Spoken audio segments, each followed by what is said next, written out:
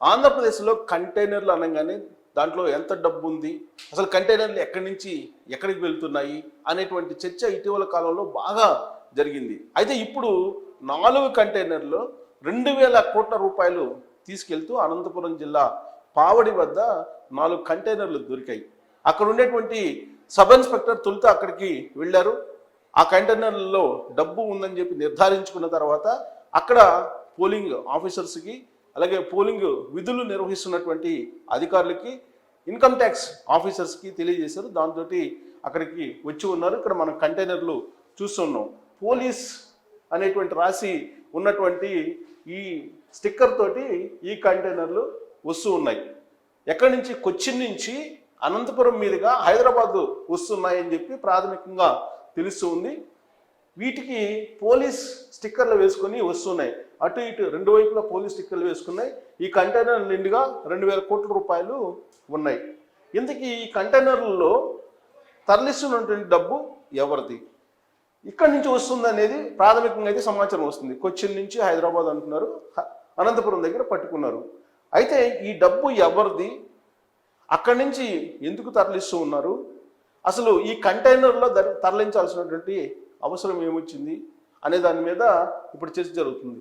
అయితే ఇప్పుడు అక్కడ ఉండేటువంటి సోర్స్ ప్రకారం ఏంటంటే అది ఇప్పటి వరకు కంప్లీట్గా ఎవరివి అనేది నిర్ధారణ కాలేదు. అయితే సెంట్రల్ బ్యాంక్కి, ఐడిబిఐ బ్యాంకు లేదా ఐసిఐసిఐ బ్యాంకు, ఇలా ప్రైవేట్ బ్యాంకుల పేర్లు కొన్ని చెప్తూ ఉన్నారు.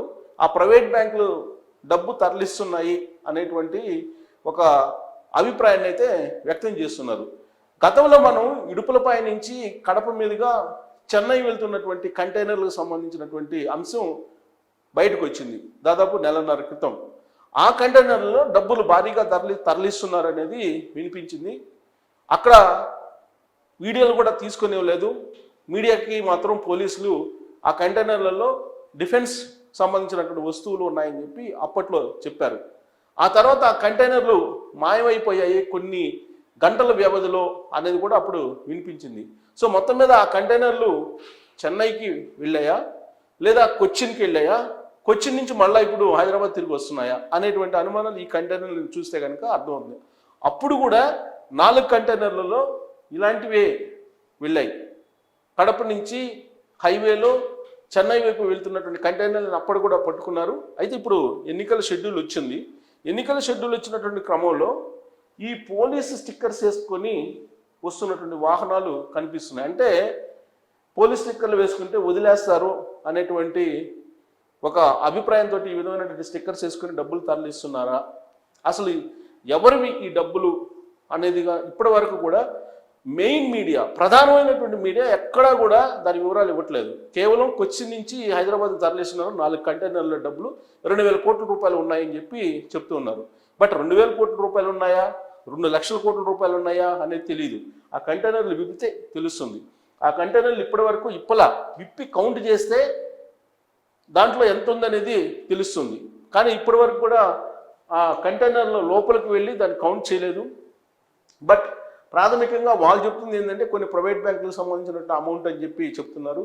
కానీ దీని మీద రకరకాల అనుమానాలు ఉన్నాయి. ఇప్పుడు ఎలక్షన్ టైం, పైగా ఎలక్షన్ టైంలో గత ఎన్నికల ప్రక్రియను చూస్తే గత ఎన్నికల్లో ఏం జరిగింది అనేది ఒకసారి రివీల్ చేసుకుంటే కనుక కొన్ని మీడియా సంస్థలకు సంబంధించినటువంటి లైవ్ వ్యాన్స్లో డబ్బులు పంచినటువంటి దాఖలాలు ఉన్నాయి. అంతేకాదు ఏవైతే అంబులెన్సులు ఉన్నాయో అంబులెన్సుల్లో కూడా డబ్బులు తరలించినటువంటి దాఖలాలు ఉన్నాయి. ఇప్పుడు పోలీస్ వెహికల్స్లోనే డబ్బులు తరలిస్తున్నారు అనేది కూడా తాజాగా ఇప్పుడు జరుగుతున్నటువంటి ఎలక్షన్స్లో వినిపిస్తుంది. ఎస్పెషల్లీ ఆంధ్రప్రదేశ్లో జరుగుతున్నటువంటి ఎన్నికల్లో పోలీసులు చాలామంది కూడా వైఎస్ఆర్ కాంగ్రెస్ పార్టీ కొమ్ము కాస్తున్నారు అనేది తెలుగుదేశం పార్టీ చాలా కాలంగా ఆరోపణలు చేస్తుంది. ఆ మేరకు రాష్ట్ర ఎన్నికల కమిషన్కి, కేంద్ర ఎన్నికల కమిషన్ కూడా కంప్లైంట్ చేశారు. కానీ బదిలీల విషయంలో మాత్రం నామమాత్రంగానే జరిగాయి. కేవలం కొంతమంది ఐపీఎస్లు, కొంతమంది ఐఏఎస్లు మాత్రమే ఎన్నికల విధుల నుంచి పక్కకు తప్పించాయి. కానీ ఎక్కువ మంది ఇప్పటికీ కూడా వైఎస్ఆర్ కాంగ్రెస్ పార్టీకి కొమ్ము కాస్తున్నారు పోలీసులు అనేది విపక్షాలు చేస్తున్నటువంటి ఆరోపణ, ఇంక్లూడింగ్ బీజేపీకి సంబంధించినటువంటి కీలక లీడర్లు కూడా కేంద్ర ఎన్నికల సంఘానికి కంప్లైంట్ చేశారు. ఏం చేశారు వాళ్ళు? పోలీసులందరూ కూడా అనుకూలంగా వ్యవహరిస్తున్నారు. ఎక్కువ మంది వైఎస్ఆర్ కాంగ్రెస్ పార్టీకి అన్ని రకాలుగా సహాయ సహకారాలు అందిస్తూ ఉన్నారు. ఆ పార్టీకి రిటర్నింగ్ ఆఫీసర్స్ కూడా స్క్రూటీ విషయంలో, నామినేషన్ స్క్రూటీ విషయంలో పక్షపాతంగా వ్యవహరించారు. అలాగే ఫ్రీ సింబల్స్ని కేటాయించేటువంటి విషయంలో కూడా రిటర్నింగ్ ఆఫీసర్స్ వన్ సైడ్ నిర్ణయాలు తీసుకున్నారు. గ్లాస్ గుర్తుని ఫ్రీ సింబల్ చేశారు. కేవలం అది కూటమికి నష్టం కలిగించేలా ఆ ఏర్పాట్లు చేశారు. ఇదంతా కూడా వైఎస్ఆర్ కాంగ్రెస్ పార్టీ చేస్తున్నటువంటి కుట్ర అనేటువంటి ఆరోపణలని అటు తెలుగుదేశం పార్టీ, బీజేపీ, జనసేన కలిసి రాష్ట్ర ఎన్నికల కమిషన్కి, కేంద్ర ఎన్నికల కమిషన్కి కంప్లైంట్ చేశారు. అయినప్పటికీ కూడా ఇప్పుడు అటు రిటర్నింగ్ ఆఫీసర్స్ కానీ లేదా పోలీస్ వ్యవస్థలో ఉండేటువంటి కొంతమంది కానీ డైరెక్ట్గా వాళ్ళు చేసేటువంటి వాళ్ళు చేస్తూ ఉన్నారు. ఈవెన్ పెన్షన్ కూడా 1వ తారీఖు రావాల్సినటువంటి పెన్షన్ని 2వ తారీఖు కూడా ఇవ్వలేదు. 2వ తారీఖు వచ్చింది, అయినా బ్యాంకులకు వేస్తామని చెప్పి ఇప్పుడు చెప్తూ ఉన్నారు. బ్యాంకులకు వేస్తే ఉన్నటువంటి ఇబ్బందుల కన్నా ఇంకా ఎక్కువ ఇబ్బందులు వస్తాయని చెప్పి విపక్షాలు చెప్తూ ఉన్నాయి. అయినప్పటికీ కూడా అక్కడ ఉన్నటువంటి చీఫ్ సెక్రటరీ జవహర్ రెడ్డి జగన్మోహన్ రెడ్డికి అనుకూలంగా ఉండేలా, కూటమికి వ్యతిరేకంగా మారేలా వృద్ధులకు సంబంధించి పెన్షన్లని బ్యాంకు అకౌంట్లో వేస్తున్నారు అనేటువంటి ఆరోపణలు సర్వత్రా వినిపిస్తూ ఉన్నాయి. ఇక డీజీపీ రాజేంద్రనాథ్ రెడ్డి చాలా కాలంగా ఆయన మీద అనేకమైనటువంటి ఆరోపణలు వస్తున్నాయి. ఆయన కనుసన్నల్లోనే ఆంధ్రప్రదేశ్ పోలీసు మొత్తం కూడా నడుస్తూ ఉంది ఇప్పుడు ఎన్నికల సమయంలో. సో రాష్ట్ర ఎన్నికల కమిషన్కి, కేంద్ర ఎన్నికల కమిషన్కి కంప్లైంట్ చేసినప్పటికీ కూడా సరైనటువంటి రీతిలో చర్యలు తీసుకున్నందు వలన ఇప్పుడు ఆంధ్రప్రదేశ్ పోలీసులు సహకరిస్తూ ఉన్నారు వైఎస్ఆర్ కాంగ్రెస్ పార్టీకి కొంతమంది అనేది వినిపిస్తున్నాయి. ఈవెన్ ఎన్నికల కోడ్ వచ్చిన తర్వాత కూడా వచ్చినటువంటి తొలి రోజుల్లో డ్రగ్స్ కంటైనర్, విశాఖలో డ్రగ్స్ కంటైనర్ బయటకు వచ్చింది. ఆ డ్రగ్స్ కంటైనర్ బయట రాగానే ఆంధ్రప్రదేశ్కి సంబంధించినటువంటి కీలకమైనటువంటి పోలీస్ ఆఫీసర్స్ అక్కడికి వెళ్ళి సిబిఐ విచారణని అడ్డుకునేటువంటి ప్రయత్నం చేశారు. ఆ అడ్డుకునేటువంటి ప్రయత్నాన్ని కూడా సిబిఐ ఛార్జ్షీట్లో, ఎఫ్ఐఆర్లో పొందువచ్చింది.